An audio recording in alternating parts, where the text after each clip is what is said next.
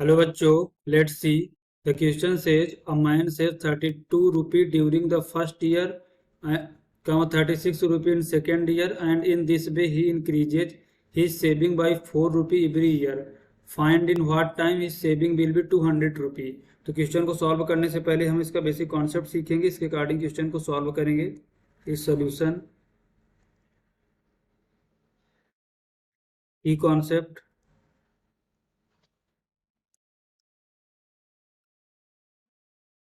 Concept we know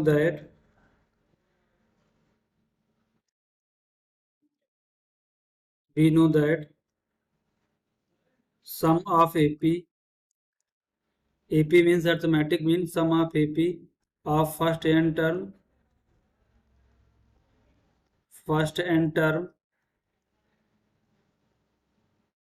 is given by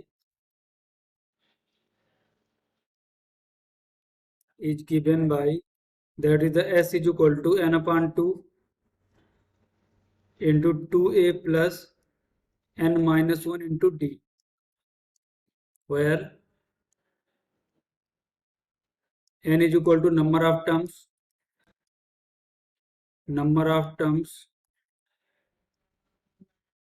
and a is equal to first term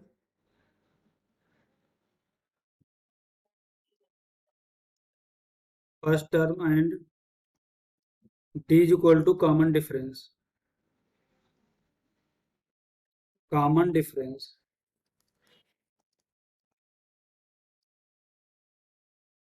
हम इस basic concept का use करेंगे, इसके according question को सॉल्व करेंगे.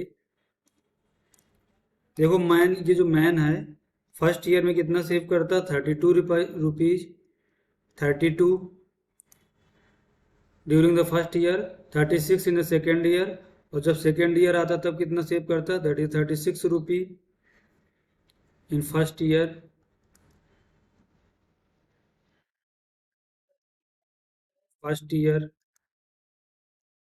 36 रुपी in second year,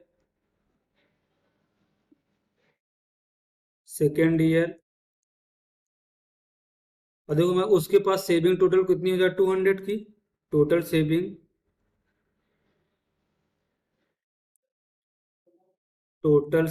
is equal to 200.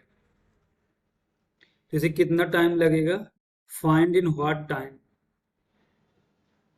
Late total time taken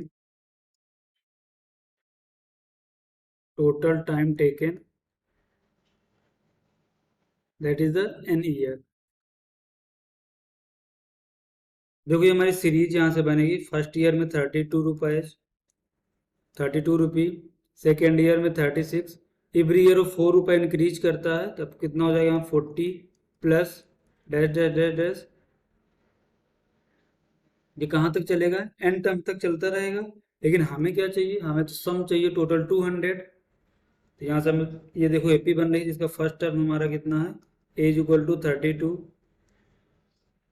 and up to n terms. A is equal to 32 है, common difference d कितना है that is the 36 minus 32 that is the d is equal to 4. D is equal to 4. इसको next slide में देखते हैं.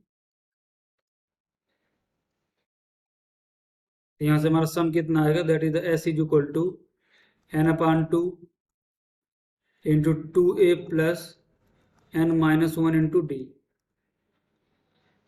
तो S total हमें कितना चाहिए 200 सेविंग चाहिए इसकी, n बाई 2, एन को हमें फाइंड आउट करना है. 2a, ए कितना हमारा 32 that is 32 plus N minus 1 और डी हमारा कितना 4. इसको फर्दर सिंप्लीफाई करेंगे तो देखो यहाँ से क्या मिलेगा that is 200 is equal to, ये 2 से 2 कैंसिल आउट होगा अंदर जाके, तो यहाँ पर क्या बचेगा that is 32 plus N minus 1 into 2.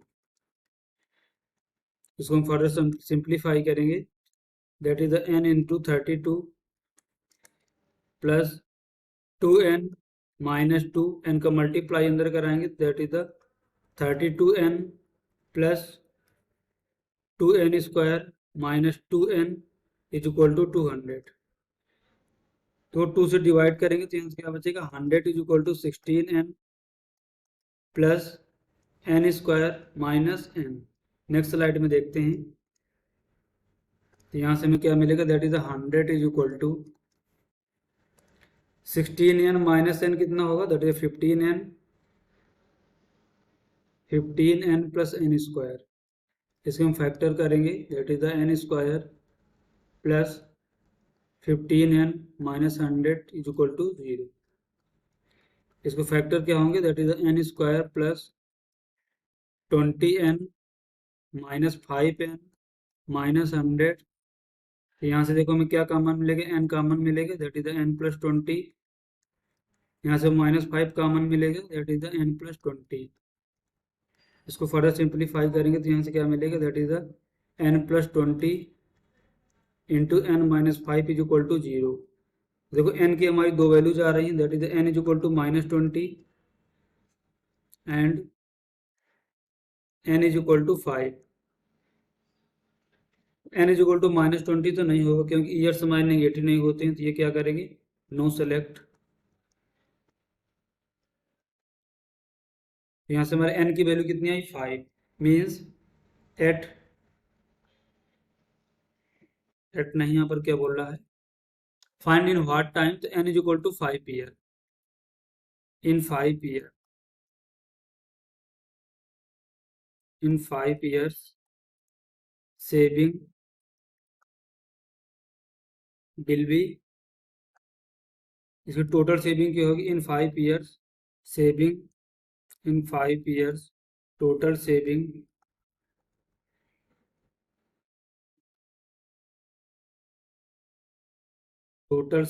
Will be 200। तो हमारा आंसर कितना है, 5 years. Hope you understood it well, best of luck.